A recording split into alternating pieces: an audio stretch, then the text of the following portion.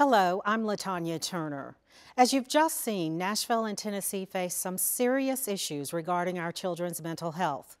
To help us begin a community conversation around these issues, we invited 4 mental health professionals into our studio. They are Dr. Theodora Pinnock, developmental and behavioral pediatrician with Metro Center Healthcare Group; Dustin Keller, Director of the Council on Children's Mental Health for the Tennessee Commission on Children and Youth; Andy Finch, Assistant Professor of the Practice and Director of School Counseling for Vanderbilt University; and Roger Stewart, Deputy Director of NAMI Tennessee, which is a statewide mental health advocacy organization for persons with mental illness, their family members, and loved ones. We also invited a studio audience to participate with their questions and comments. Well, panelists, let's begin by talking about one of the main things in the report we just saw, which is the gap between diagnosable mental health disorders in children and those who are getting treatment. There's quite a disparity, and I'd like for each of you to tell us in your practices every day what challenges you see that you think contribute to that. What are some of the reasons for that gap? Let's start with you, Dr. Pinnock. One of the things that I've noticed, there seems to be a real disconnect sometimes between what the family and parents are saying and particularly what the school is saying about the child's behavior. And usually that disconnect is very negative, and trying to come up with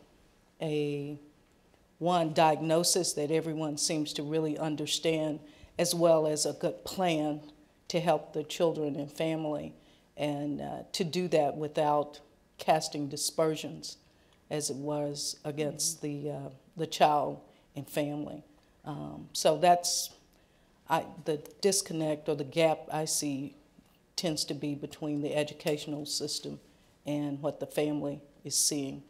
And it sounds like sometimes it might be that they're not communicating with the same language. I would say that is where it starts, with the miscommunication and trying to get everybody on the same page, and at least with a basic understanding of what the problem might be and how we could go about finding a win-win solution for all parties is the challenge. All right. Dustin, what do you think is the challenge between getting more treatment, access to treatment for children who have diagnosable mental health disorders? I think part of it begins with stigma. I think we still, in this country, face the fact that mental health is not the end thing to do. Most people don't see mental health as something that I'm going to admit and go and reach out and receive treatment for. So I think once you hurdle the stigma, then you have to look at where do I go to do that, to get treatment or to get help. And so once a family's ready to admit that their child has a situation that they can no longer control and they need some additional assistance, they're unsure where to go and how to get it and how to access it. So I think it's just stigma and more education about where the referral sources are. All right.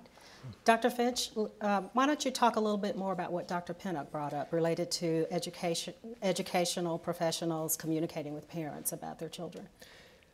Yeah, and I think the stigma plays into that as well. When we look at where students would need to go to get services, oftentimes it's not in the school. They may have to go outside the school to actually find those services. And so the willingness of the family to go find services, if there's stigma there, they may not be as willing to go find them. And so being able to provide services, say in a school setting, is a logical choice, because then they're there, they can receive the services there. However, what Dr. Pinnock was talking about, there's 2 different languages that are often spoken in the education system and the mental health system. And so often, even if the services are provided in the school, it feels like you've left the school to go get the service even when you're still in that building, even if you go into a classroom in that building. And so much of the information becomes protected. Some of that's because of statute, and some of it's just because the schools don't see it as their job to provide those services. And so the disconnect grows. And so when you have stigma, which keeps families from pursuing things, funding limitations that are everywhere, and then a system that doesn't communicate well, you can see why it can be hard for children to get the services they need. Roger, what do you see? A couple of different things. Agreeing with a lot of the panelists. I mean, they've covered this issue pretty well. But from a parent's point of view, nobody wants to admit that their child has a mental illness. It's the last thing that you want to do. When you run into that wall of abnormal behavior and you start looking for, okay, what could this be? Last place you look is for a mental health diagnosis. Behavioral problems, other things, seem to be so much easier for some folks to deal with. And then once again, when people, as has been said already, when people start to look for that help, sometimes it's not even available at all. I mean, we've talked about some of the challenges of waiting for services that exist. A lot of them don't exist at all in Tennessee. And that's a real challenge. And one of the other things that we talk about with parents so many times in our classes is you can't know what you don't know. And this is not something that we talk about. No one expects, as you're taking that child home from the hospital a little bit later in life, that you need to prepare for raising a child with a mental illness. It's an emotional shock. What is needed for parents to not have to go through the lengths that you've just described? To some degree, there's some of this that can't be avoided. It is very much like the process of grief when someone dies. You're going to move through very predictable stages. You're going to move through shock and disbelief at the beginning, and you're going to move a little bit later into bargaining and, being stressed out and going through the cycles of anger and guilt. And only by learning what's going on, only by learning coping mechanisms and self-help skills, only by learning to unentangle yourself from your child's illness, then can you move on to the stages where we all want to be, which is in healing, renewal, and advocacy. Are any of the others of you working directly with programs that are trying to help families get these services that sort of bring everything together in a seamless process? I see you nodding. Dustin, why don't you? Well, with the Council on Children's Mental Health that I help oversee, one of the things we're doing is working with the 5 sites they talked about in the report, Muletown being one of them with the System of Care project. And one of the most successful parts of Muletown and the idea of System of Care is that there is a person that helps walk the family through this process. In Tennessee, we refer to them as the family support provider. And they're a parent who has helped their child or a loved one go through the mental health services delivery system. And so they team up with the parents and help teach them the skills they learned and help them know what the stages they're going to go through and how they're going to feel and help them to understand that that's okay. It's a normal part of what happens and they're a support to them. So we do have some of those services in the state. Yes, Dr. Finch. Well, and I would say for families that often move around quite a bit, the school becomes even more of a challenge for them because they're often in different schools over the course of the year, multiple schools, and so the school personnel don't get a chance to know the student as well. And I think one of the places where I think school systems could look is at the people in the building that really have an opportunity to get to know all of the students. Sometimes that's not the teacher because the teacher is going to be working with a limited set. And so the administrators and the school counselors, I think, are people that can do that, and they can be a seamless connection. Unfortunately, again, we have to start looking at what are the priorities of the school system, and is the school system ready to prioritize something like mental health and prioritize it at a place before it gets to a place where we need care. I think the idea of system of care seems to kick in when we've identified the issue. But there are places in the prevention part or very early in the identification stage where things may not have gotten to the place where we need to involve quite as many different people in the care of one person. Once it gets to the point where it's progressed, we do have to have many, many more professionals involved, and that's where it gets difficult for a family. You're kind of talking about limited resources for a great need, and I guess one of the questions many of us have is where can we put, or where should the state put the most resources toward meeting the greatest need?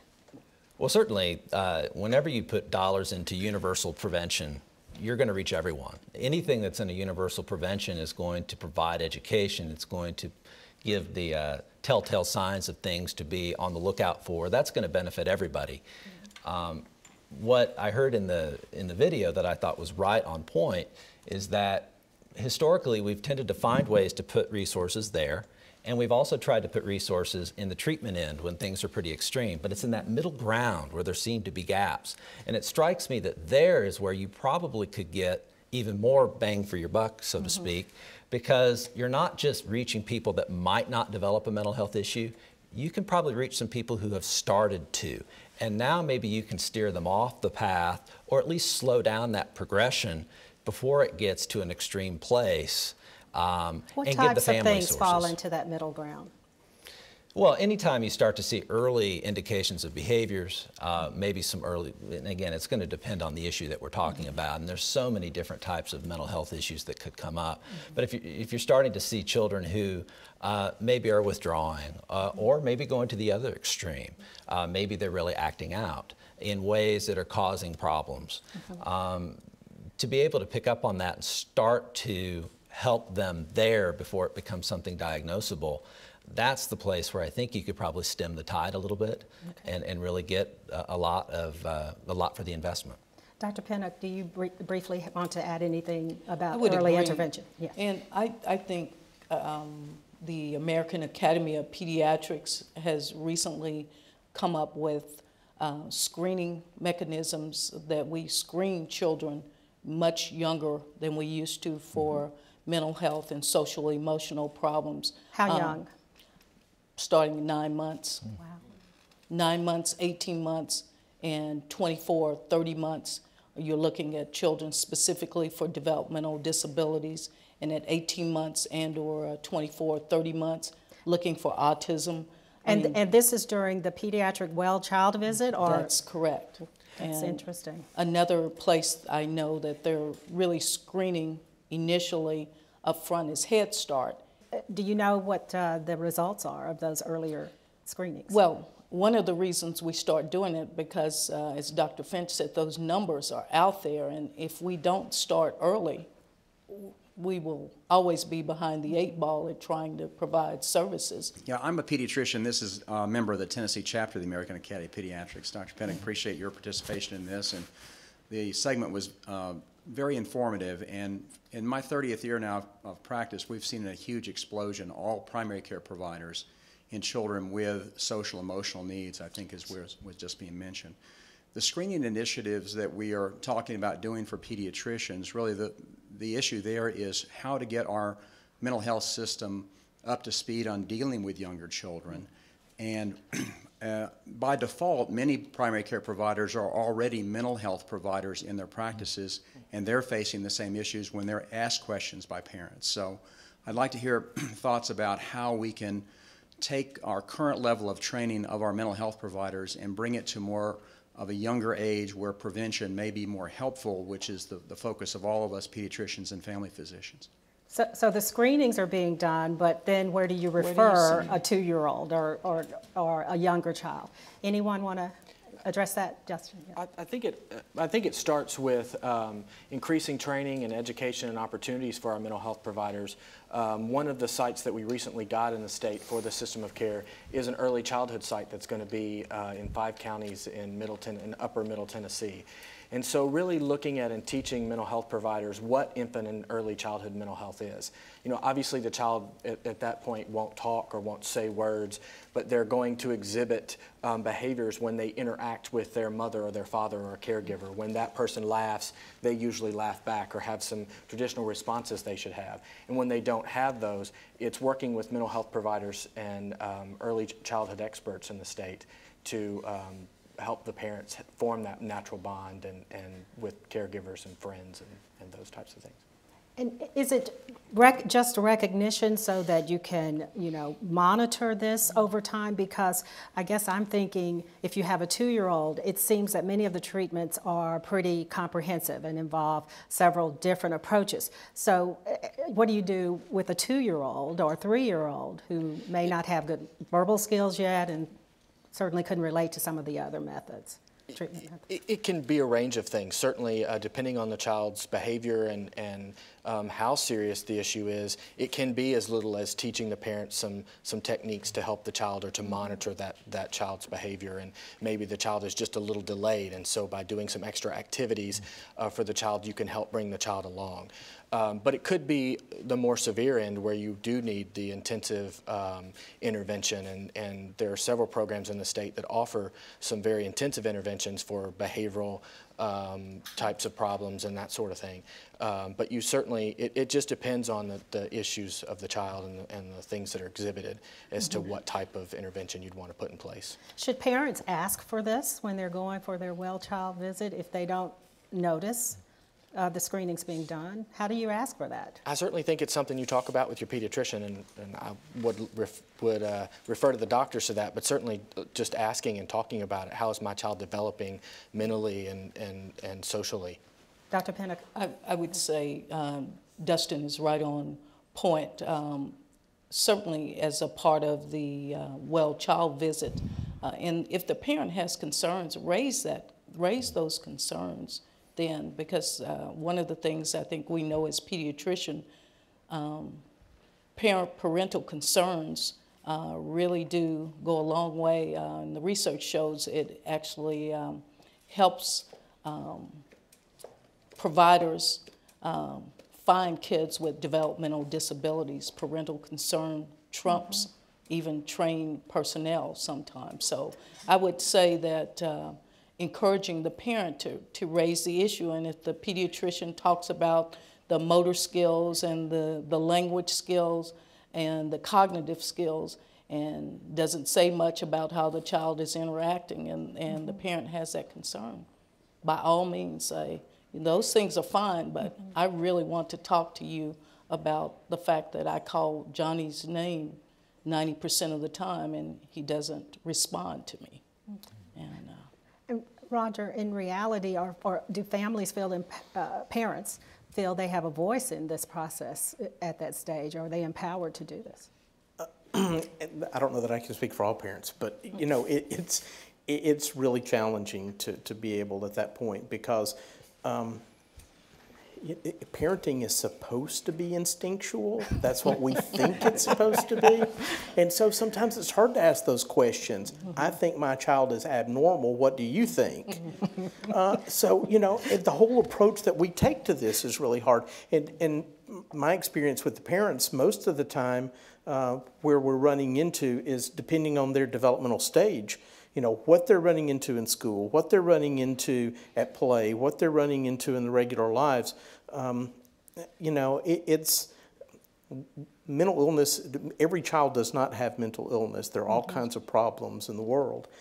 And so, you know, it's really important when symptomology, when things are happening in a child's life that impacts that child's quality of life, that's when it's time to seek help. So many parents think, I'm completely alone in this. The first time they open up their mouths, 3 other moms, 3 other dads are going to say exactly the same thing. What? We've been doing that. And yet we're so siloed with this because of the stigma of mental illness. You know, one of the other challenges that we face is in our organization, we offer services for parents of younger children, for families, all the way up to adulthood. And you know, so many people can kind of be stymied by the fact that, wow, I'm going to be doing this for the rest of my life. Providing some sort of care in one form or another for a child who has a mental illness, who may become an adult child with a mental illness. And that isn't to say that the possibilities for recovery aren't wonderful for people, better than they've ever been in history. But you don't see that from the point that you're at. It looks so far, so distant, so big. It's easy just to kind of collapse under that weight. And do you have any ideas about why people look at it that way, as opposed to a child who's diagnosed with asthma or diabetes, who also has a lifetime diagnosis and faces treatment for many years to come? The brain is the only organ of the body that requires 2 insurance policies. And you know, we've developed this split. We're holistic beings. We are whole beings. And so you can't really, you know, split it that way. With healthcare reform, we are seeing medical providers plan for the exchange of data in ways that they never have before in order to coordinate their care for patients. As I sit in meetings and we talk about health information exchange, one of the disclaimers that I frequently hear is that we will share data on everything except behavioral health. And my question for you is, what risks and opportunities do you see out of that mindset? Yes, Dr. Finch. Well, I think actually we're at a real breaking point of hopefully breaking through point of care for mental health with parity legislation that passed around the same time as health care, saying that insurance providers had to provide same level of care for mental health that they would for physical issues. Now, that doesn't mean that that's going smoothly and that that's happening exactly as people would have hoped. But at least there's, for the first time, some openness and some admittance that, you know, this is something that needs to be treated at the same level as our physical health. And I think when we were talking about things like the first well visits, the fact that we even questioned why a doctor wouldn't ask questions like that shows me that at this point, we're still not at that place where the behavioral and the emotional is considered at the same place as the physical. And they're so intertwined that the day that we reach the point where we look at the kindergartner and the first grader getting the hearing screening and the sight screening and the mental health screening all at the same time and we don't flinch, then we will realize that we're treating it at the same place. Until then, I think you're going to see this real split and this real divide as the way people see it.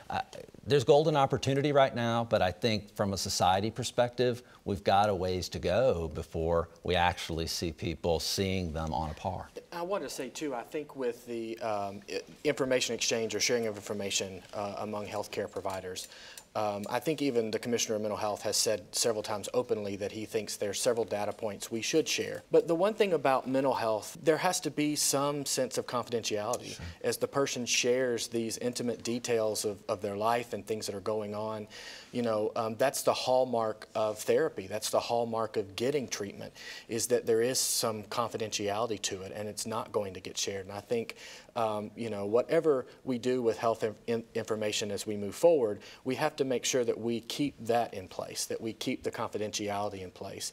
But I think that most practitioners and most people who practice agree there's got to be a lot better coordination, a lot better coming together of practitioners, because while I might know what's happening from the mental health side of things, someone else is going to know better what's happening on the physical side of things. And when we start talking, some of those things are heavily related. Medications have side effects that make you look like you're depressed, or you could be recovering from alcohol or drug addiction and it makes you look depressed. And so, I mean, there's all kinds of things that get intertwined, and so, yeah, certainly I think we need to share information. And Roger, before we end, I want to hear from you about this, because the protective mechanisms for confidentiality, more so for mental health than physical. It's really important that people's privacy be protected, but it's really a challenge when that prevents family members and other people from giving healthy feedback to the system. Okay. Well, before we wrap up, I would like to ask each of you what you would like families to take away from this discussion. Let's start again with Dr. Pinnock. I think one of the main things is parents still are probably children's best advocates, and sometimes when the system doesn't ask you the questions, still ask. And if the teacher is saying something about your child and you know things are not quite right, but you don't think it's what everybody is saying the diagnosis, ask and really try to get to the bottom of things. And even for the non-traditional families, if you're a foster care parent and you notice something, it's very important that you put your input because you see the child much more than most professionals and providers will ever see that kid, and you know a lot about that child's both typical and atypical behavior. And if you won't ask, it probably will be a long time before the system is trained to ask. So, okay. Dustin? Ask. I would say that, like a lot of the experts in the report said, mental illness is real and it's treatable. And so don't be scared to, as Dr. Pennick said, to ask questions, to go out and seek out treatment, and know that you can recover and you can overcome the obstacles that you feel are going to be placed in your way. All right, Dr. Finch? I'd say stay open to the information that's being provided to you. I think so often the signals have been given, whatever they may be, changes in behaviors, things teachers or other people that know your child well are telling you. And that doesn't mean that you have to buy into it hook, line, and sinker, but maybe you're getting some signs that everything isn't as you think it may be, or everything isn't as you may want it to be. And when you hear those things, that's the time to maybe start asking more questions and be open to the possibility that my child might need some help, and don't see it as a sign of weakness for you to ask for that help. See it as a way of you reaching out to help your child, and maybe you can stop it before it gets a lot worse. All right. Roger, you have great knowledge about what parents need and what families need to deal with this topic. What do you want them to take away from this discussion? Hope. We're at a unique place in time in that we've learned more about the brain in the last 10 years than in the previous 2,000. We're at a place where when my son first started exhibiting signs and symptoms 19 years ago, when we started seeking help for him, we were told we don't diagnose children until after puberty. But we know now that early interventions make all the difference in the world. And being able to get things in place for children to live lives as successful adults is really important. And hope. It's not, whatever challenges a parent's facing today, it can and will get better. I want to thank all our panelists as well as our studio audience for joining our conversation today. You can learn more about the children's health crisis in Nashville by going to wnpt.org/children's health. Stay tuned to NPT for continued coverage of this issue. And we want to hear what you think. Write to us at tv8@wnpt.org or call our viewer comment line 615-259-9326. Thank you for watching.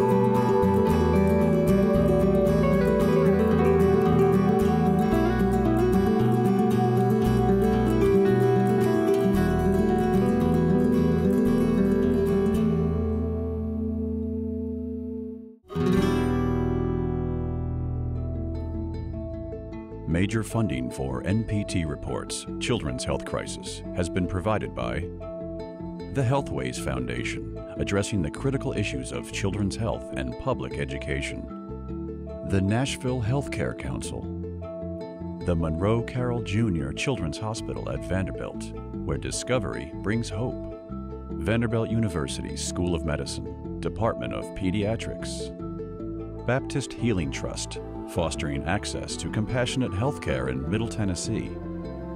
Additional support provided by the Orrin H. Ingram Fund and by members of NPT.